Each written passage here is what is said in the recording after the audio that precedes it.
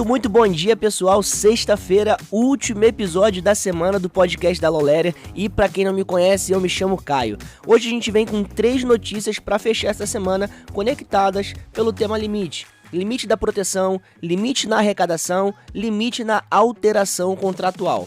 A primeira é o pacote de leis sancionado pelo presidente da República na quarta. 4 projetos relacionados à proteção contra a violência doméstica. Cadastro Nacional de Agressores. Ampliação da Lei Maria da Penha para incluir violência psicológica, moral e patrimonial. Alteração da Lei de Execução Penal. A segunda é do STJ, decisão técnica para o agronegócio, crédito de PIS e COFINS sobre soja comprada com suspensão tributária para a fabricação de biodiesel, tese ampla com efeito de cascata em toda a cadeia. E a terceira é do TST, tema vinculante sobre o cálculo do abono pecuniário nos Correios, tese conceitual com aplicação ampla, inalterabilidade contratual lesiva. A análise é da Lilian Cavalcante no portal. Ela vem com uma tese muito forte sobre confissão no acordo de não persecução penal. Então vamos lá, pessoal, pega o seu café, pode ser o coado, pode ser o expresso, da cafeteira e até mesmo aquele do copinho americano que você passou correndo numa padaria. O importante é você ficar ligado em toda essa pauta que vem por aí. Vamos nessa! A primeira chamada aqui é para você que atua em direito penal, família, direitos humanos ou orienta vítimas de violência doméstica. O presidente da República sancionou na quarta-feira, em cerimônia que marcou os 100 dias do Pacto Nacional do Brasil contra Feminicídio, um pacote de 4 projetos de lei e 2 decretos voltados à ampliação da proteção das mulheres. Os atos foram publicados no Diário Oficial da União ontem. As medidas mudam a arquitetura jurídica do combate à violência doméstica. Vamos destrinchar bloco por bloco aqui. O primeiro bloco, Cadastro Nacional de Agressores. Banco de dados que reunirá pessoas condenadas com trânsito em julgado pelos crimes de feminicídio, estupro, estupro de vulnerável, assédio sexual, importunação sexual, lesão corporal em contexto de violência doméstica, perseguição, violência psicológica, violência sexual, mediante a fraude e registro não autorizado da intimidade sexual. Vai conter nome, documento, fotografia, impressões digitais e endereço. Acesso restrito à autoridades de segurança pública e ao judiciário. O segundo bloco é a alteração da Lei Maria da Penha, a Lei 11.340 de 2006, a ampliação das hipóteses de afastamento imediato do agressor. Agora, a hipótese alcança não apenas violência física, mas também situações de violência moral, patrimonial, psicológica, vingança pornográfica e exposição da privacidade em ambientes profissionais ou públicos. E tudo isso é o que de fato aconteceu. Agora, o que você deveria estar pensando? Vamos para o terceiro bloco. A alteração da Lei de Execução Penal permite agora a transferência do agressor para outro presídio no mesmo estado ou para presídio federal quando houver novas ameaças ou agressões contra a vítima ou seus familiares após o crime. A condenação não encerra mais sozinha o risco à vítima. A LEP agora tem ferramenta de isolamento geográfico do agressor. E ainda os 2 decretos reforçam a obrigação de plataformas digitais sobre conteúdos relacionados à violência contra mulheres e fortalecem a atuação fiscalizatória no ambiente digital. Importante, regulamentações específicas da ANPD vão detalhar essa parte, então vale você ficar ligado e acompanhar.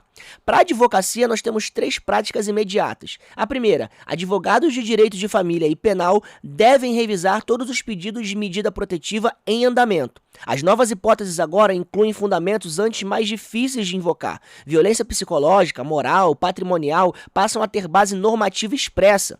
Segundo, em casos de clientes vítimas com agressores condenados que continuam a oferecer risco, a transferência para presídio federal vira ferramenta processual.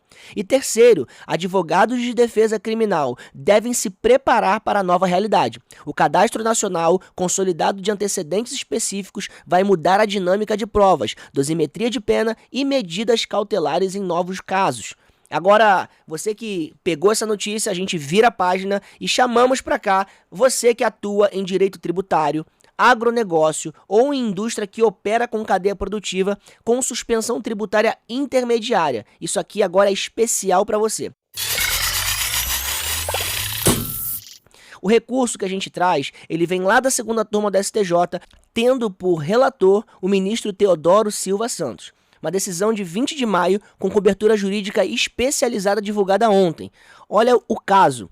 Fabricante de biodiesel comprou soja em grãos sob regime de suspensão tributária previsto no artigo 29 da Lei 12.865 de 2013. Ou seja, na entrada do insumo não houve recolhimento de PIS e COFINS, mas na saída do produto final, o biodiesel é tributado. A empresa pediu o direito de manter o crédito sobre o valor da compra da soja. O TRF da 4ª Região negou, dizendo que sem recolhimento anterior não há o que compensar. E o STJ reformou. E isso foi o que aconteceu, mas agora o que você deveria estar pensando? A tese do relator é estrutural. O regime não cumulativo do PIS e da COFINS existe para evitar a superposição de incidências na cadeia. Se a saída é tributária, a empresa tem direito a apurar e compensar crédito sobre o valor da aquisição do insumo, ainda que a operação anterior tenha ocorrido sob suspensão.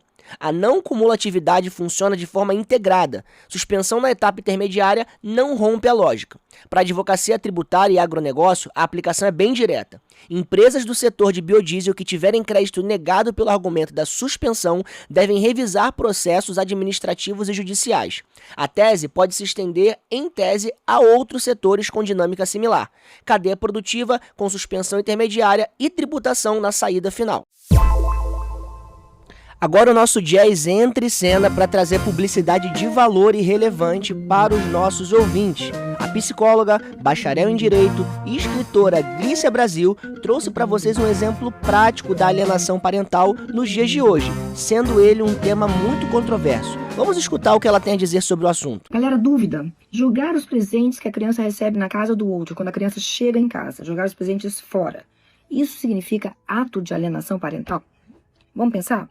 O que é o ato de alienação parental? É aquele ato praticado com o intuito de dificultar o vínculo, com o intuito de gerar repúdio ao vínculo ou algum tipo de questão de dificuldade no convívio. Se a criança vai na casa do pai, vamos dar um exemplo, final de semana, recebe o presente da avó e chega na casa da mãe, a mãe joga fora, a criança vai ter dificuldade quando voltar na casa do pai, ela vai perguntar, cadê o brinquedo que a gente ganhou? Cadê o brinquedo que eu te dei? Vamos brincar? Não terá o brinquedo. Então a criança talvez tenha dificuldade de manter com essa avó um vínculo de amizade, de amor e de brincadeira, de uma coisa lúdica, porque tudo que ela ganha, a mãe joga fora. Na minha opinião, isso é sim ato de alienação parental. Ouviram por aí, pessoal? Assunto extremamente sério, relevante e importante nós ficarmos atentos a esse tipo de consideração. Os livros da Glícia podem ser encontrados no site da editora Foco e ouvintes da Lawletter têm 30% de desconto com o cupom LAWLETTER30. E agora uma chamada especial para você que atua em direito trabalhista, com servidores empregados de empresas públicas ou em ações coletivas.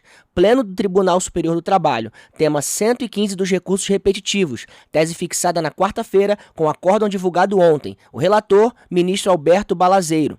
Olha o caso. Empregados da Empresa Brasileira de Correios e Telégrafos contra a ECT. A discussão era sobre o abandono pecuniário de férias. O artigo 143 da CLT permite o empregado vender 10 dias das suas férias. A questão era como calcular a gratificação.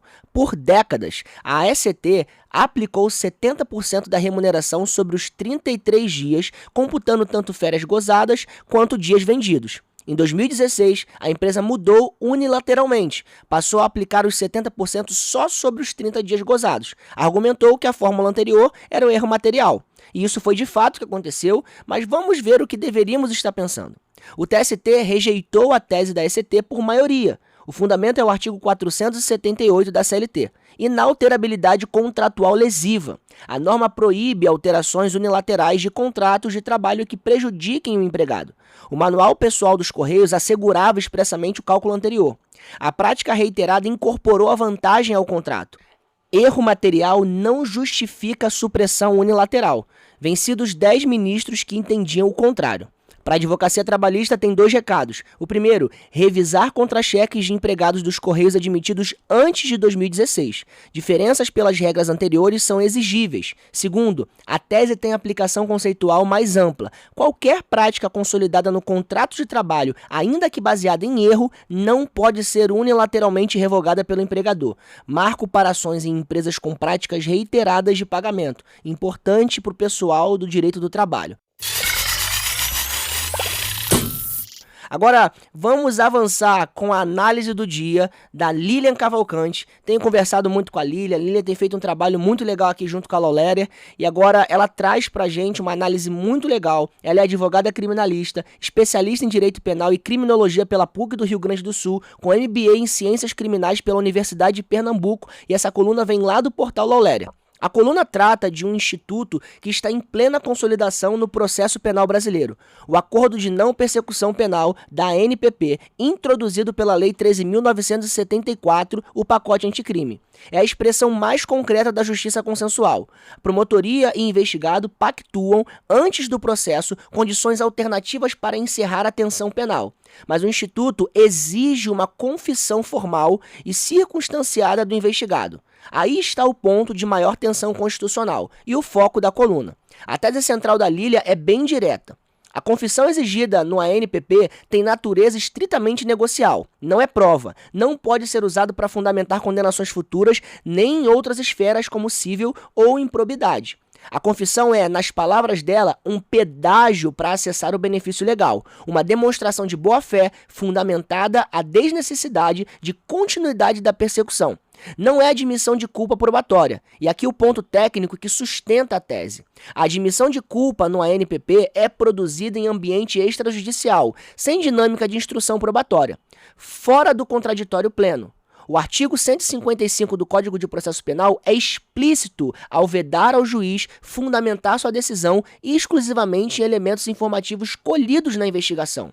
Permitir que a confissão negocial seja transposta para fundamentar a condenação subverte a lógica do consenso e o privilégio contra a autoincriminação do artigo 5º, inciso 63 da Constituição. E aqui a frase que vale a leitura mais lenta. Se o acordo é rescindido, não homologado ou descumprido, os fundamentos devem retroceder ao estado de irrelevância probatória. O fracasso do negócio não pode converter uma manifestação funcionalmente orientada ao consenso em um atalho acusatório. A coluna ainda traz 3 pontos práticos importantes. O primeiro, jurisprudência consolidando o entendimento.